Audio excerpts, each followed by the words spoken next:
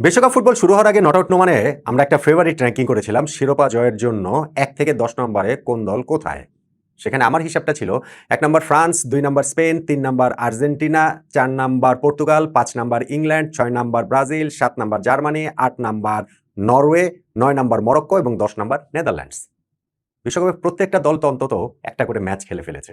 এখন আসলে এই দলগুলোর অবস্থা কি? আরো একটা ফেভারিট র‍্যাংকিং করলে বিষয়টা কেমন দাঁড়াবে? সেটাই আমি একটু বলছি। নিজেদের ১ম ম্যাচ শেষে কোন দলগুলো কোথায় দাঁড়িয়ে আছে আমার সঙ্গে আপনি হিসাবটা একটু মিলিয়ে নিতে পারেন। আমাদের আগের হিসাবের সঙ্গেও বা কতটা কি হলো সেটাও একটু মিলিয়ে দেখতে পারেন। আর কুইজ, আপনাদের জন্য কুইজ।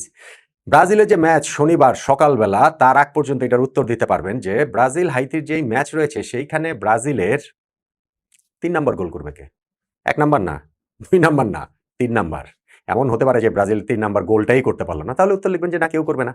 আর যদি আপনার মনে হয় যে না কেউ করবেন, সেই কেউটা কে? ভিনিসিয়াস নাকি রাফিনিয়া নাকি এনরিক নাকি পাকেতা নাকি গ্যাব্রিয়েল নামটা লিখবেন এবং আপনার নাম লিখে সঙ্গে আপনার জেলার নাম লিখবেন। আমরা আপনার সঙ্গে যোগাযোগ করব। যদি আপনি বিজয়ী হন লটারির মাধ্যমে বিজয়ীদেরকে ব্রাজিলের ২ টা জার্সি, ফ্যান জার্সি এবং একটা আর্জেন্টিনার জার্সি আমরা উপহার হিসেবে দেব। আর এখন পর্যন্ত যে কুইজগুলো আমরা আয়োজন করেছি প্রত্যেক সপ্তাহ শেষে তো আপনাদের সেই বিজয়ীদের নাম ঘোষণা করার প্রতিশ্রুতি ছিল। এই উইকেন্ডে শনিবার দিন আমরা এই ১ম সপ্তাহে যারা বিজয়ী হয়েছেন তাদের নাম ঘোষণা করব এবং যাদেরকে আমরা পাবো তাদেরকে নিয়ে আমরা নট আউট নোমানে একটা লাইভ প্রোগ্রামের আয়োজন করব। আপনাদের সঙ্গে একটা আড্ডা হয়ে যাবে। এখন আসেন ফেভারিট র‍্যাংকিং এ। আসলে এটা ফেভারিট র‍্যাংকিং না। সত্যি কথা বলতে গেলে আমি ওয়ার্ল্ড কাপ শুরু হওয়ার আগে যে ফেভারিট র‍্যাংকিং করেছি ১ থেকে ১০ নম্বরে যেই দলকে যাকে রেখেছি শিরোপা জয়ের হিসাবে আমি এখনো তাদেরকে সেইখানটাতেই রাখছি। বিশ্বকাপের ১ ম্যাচ দেখার শেষে আমি এগুলা পুরোপুরি ওলটপালট করতে রাজি না।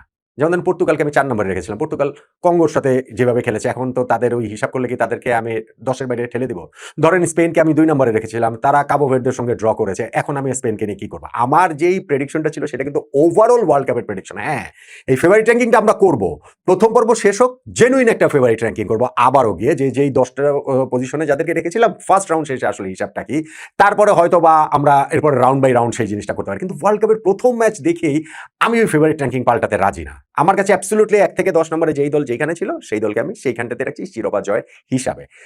তবে এই আলোচনাটা আমি করব যে ওই ১০ টা দলের মধ্যেই ওয়ার্ল্ড কাপের ফার্স্ট ম্যাচে কোন দল কতটা ইমপ্রেসিভ ছিল সেই হিসাবে যদি একটা র‍্যাংকিং করি। দেখেন এই ১০ দলের বাইরেও কিন্তু ইমপ্রেসিভ পারফরম্যান্স ছিল। যেমন ধরেন কলম্বিয়ার পারফরম্যান্স খুব ইমপ্রেসিভ ছিল। সুইডেন খুব ভালো খেলেছে, ইউএসএ খুব ভালো খেলেছে। যাদেরকে আমি টপ 10 এ রাখি নাই।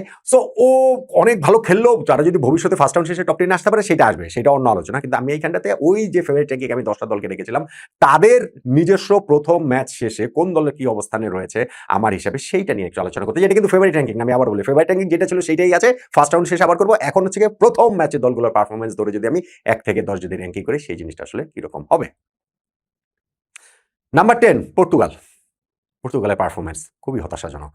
খুবই হতাশাজনক। কঙ্গোর সঙ্গে তারা ড্র করেছে বলেই শুধু না, তাদের যে পারফরম্যান্স ছিল সবাই তো ঝাঁপিয়ে পড়েছেন ক্রিস্টিয়ানো রোনালদোর উপরে। ৪১ বছর বয়সী ফরোয়ার্ড পুরা ম্যাচে ২৫-২৬ টা মাত্র টাচ করেছেন বল। ৩ টা চান্স পেয়েছিলেন। এর মধ্যে ২ টা এর মধ্যে ১.৫ টাকে আসলে জেনুইন অপরচুনিটি বলা যায়। সেইটা কাজে লাগাতে পারেনি। কিন্তু আমার কাছে ডিসঅ্যাপয়েন্টিং লাগে সেটা হচ্ছে গিয়ে যে পর্তুগালের মিডফিল্ড এই ওয়ার্ল্ড কাপের দি বেস্ট। পর্তুগালের মিডফিল্ডের কাছাকাছি শুধু আমার কাছে আর্জেন্টিনা মিডফিল্ড মনে হয়।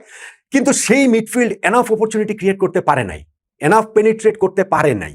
ফলে রোনালদো ওই এনাফ সার্ভিসও পায়নি। এই কারণে আমার কাছে মনে হয় যে আমি জানি না যে পর্তুগাল এই জায়গাটা থেকে কিভাবে ঘোরাতে পারে, কিন্তু ডেফিনিটলি কঙ্গো যারা ওয়ার্ল্ড কাপে সেই ১৯৭৪ সালে জায়ান নাম নিয়ে খেলেছিল ১৪ টা গোল তারা করেছিল, সেই তারা এসে এখন পর্তুগালের মতো দলের সঙ্গে ড্র করে ফেলছে। এটা নিঃসন্দেহে তাদের জন্য একটা বড় অর্জন। কিন্তু পর্তুগালের পয়েন্ট অফ ভিউ থেকে ক্রিস্টিয়ানো রোনালদো দল, রবার্টো মার্টিনেজের দলটা খুবই ডিসঅ্যাপয়েন্টিং। আমি তাদেরকে আমার এই ১ম ম্যাচের পারফরম্যান্সের বিচার করে যেই টপ 10 আমার ফেভারিট র‍্যাংকিং ওই টপ 10 এর ওই হিসাবটা ১০ টা দলের মধ্যে পর্তুগালকে আসলে ১০ নম্বরেই রাখছি। ৯ নম্বরে নেদারল্যান্ডস। নেদারল্যান্ডসের কিন্তু একটু টাফ পরীক্ষাই ছিল জাপানের সঙ্গে। সেই পরীক্ষাটাতে তারা ফেইল করেছে তা বলা যাবে না। ২-২ গোলে ম্যাচটা ড্র হয়েছে। কিন্তু গ্রুপের সবচেয়ে কঠিন ম্যাচটা ছিল, সেইটা তারা হারেনি, সব ঠিক আছে। কিন্তু আমি ডাচদের কাছ থেকে আরেকটু ভালো পারফরম্যান্স এক্সপেক্ট করেছিলাম। ডেফিনিটলি জাপানও খুব ভালো টিম। ডেফিনিটলি জাপানও হারার আগে হার মানে না। বাট আমার মনে হয় যে রোনাল্ড কুমানের এই দল তারা আরো ভালো করার সামর্থ্য রাখে। টোটাল ফুটবল এগুলো আসলে এগুলা গল্প কথায় চলে গেছে। এখনকার ফুটবলের সঙ্গে এগুলোর কোনো সম্পর্ক নেই। বাট স্টিল তারপরও ডাচদের কাছ থেকে আমি আরেকটু ভালো ফুটবল এক্সপেক্ট করেছিলাম। আমি তাদেরকে ৯ নম্বরে রাখছি। ৮ নম্বরে স্পেন। যারা এই বিশ্বকাপ জয়ের ওয়ান অফ দ্য ফেভারিট, আমার কাছে এখনো ওয়ান অফ দ্য ফেভারিট। ভাই ওয়ার্ল্ড কাপে তো গত ওয়ার্ল্ড কাপের ফার্স্ট ম্যাচ আর্জেন্টিনা হেরেছিল না, তারপর বিশ্বকাপ জিতেছে। 2010 ওয়ার্ল্ড কাপের ফার্স্ট ম্যাচ স্পেন হেরেছিল না সুইজারল্যান্ডের কাছে, তা বিশ্বকাপ জিতেছে। ফলে স্পেন যে প্রথম ম্যাচটা কুরাসের সঙ্গে ড্র করেছে তাতেই এন্ড অফ দ্য ওয়ার্ল্ড হয়ে গেছে, ব্যাপারটা তেমন নয়। কিন্তু আমার কাছে একটু একটু না অনেকখানি ডিসঅ্যাপয়েন্টেড যে জিনিসগুলো লেগেছে, একটা হচ্ছে গিয়ে যে লামিন ইয়ামালের উপরে তাদের নির্ভরতা। ইয়ামাল যতক্ষণ না মাঠে নেমেছিলেন, ওই যে শেষ 20 মিনিট খেলেছেন, ওই সময় কিন্তু তিনি চান্স ক্রিয়েট করেছেন। ফলে ইয়ামাল যখন প্রথম থেকে খেলতে পারবেন তখন এই স্পেন, ইয়ামাল এবং নিক উইলিয়ামস, তখন স্পেন দলটাকে হয়তো অন্যরকম দেখাবে। ফলে এইটা একটা কনসার্নের জায়গা। আর ঠিক হচ্ছে গিয়ে প্রপার নাম্বার 9 স্কোরার আর কি, যেটা ওয়ারজাবাল ওই দিন ডিসঅ্যাপয়েন্টিং। আমি দেখছিলাম একটা স্ট্যাটে প্রথম 25 না 30 মিনিটের মধ্যে একটা বারবারের মতো বলও টাচ করেন নাই।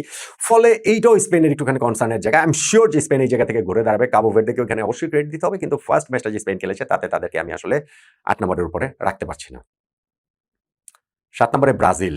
মরক্কোর সঙ্গে ব্রাজিল যে হারে নাই, এটা আসলে কপাল গুনেই হারে নাই। মরক্কোর সঙ্গে ব্রাজিল যে ফার্স্ট হাফে স্পেশালি যে ফুটবলটা খেলেছে, আমি ব্রাজিলে এক কলামিস্টের লেখায় পড়ছিলাম 2014 বিশ্বকাপে ওই যে জার্মানির সঙ্গে সেমিফাইনালে 7 গোল খাওয়া যে ম্যাচটা, তারপরে ব্রাজিলের ওয়ার্ল্ড কাপের সবচেয়ে বাজে ম্যাচ এই মরক্কোর সঙ্গে ম্যাচের ফার্স্ট হাফটা, প্রথমার্ধটা এত বাজে ব্রাজিল খেলেছে, এত বাজে খেলেছে।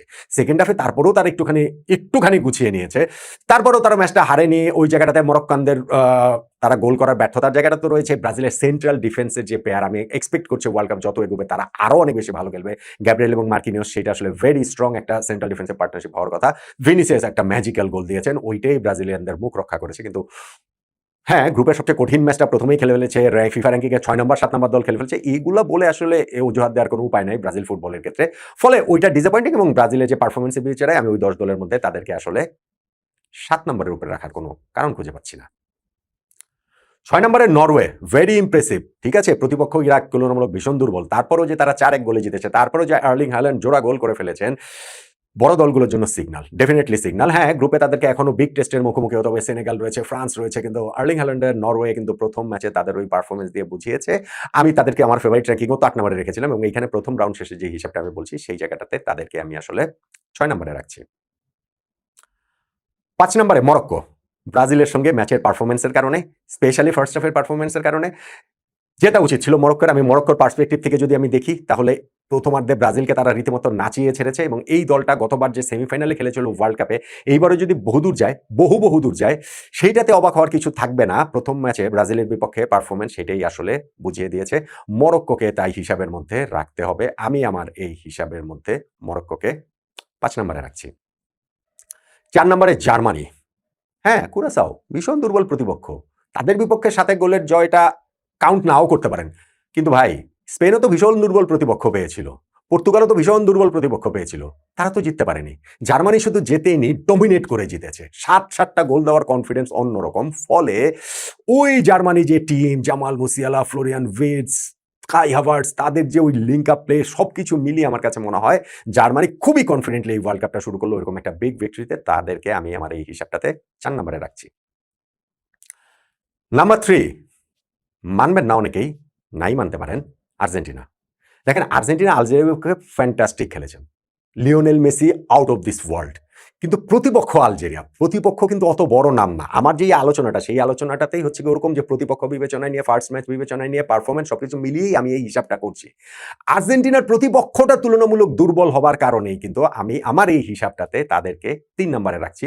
বাট আর্জেন্টিনা প্রথম ম্যাচে তাদের যে পারফরমেন্স, সেইখানটাতে তারা বুঝে দিয়েছে, লিওনেল মেসি তো বটেই, যে তারা 4 বছর আগে যে বিশ্বকাপ জিতেছে সেইটা তাদের কাছ থেকে নিয়ে নেওয়াটা কোনো দলের জন্য সহজ হবে না। অ্যাবসলিউটলি কোনো দলের জন্য সহজ হবে বলে আমার কাছে মনে হয় না।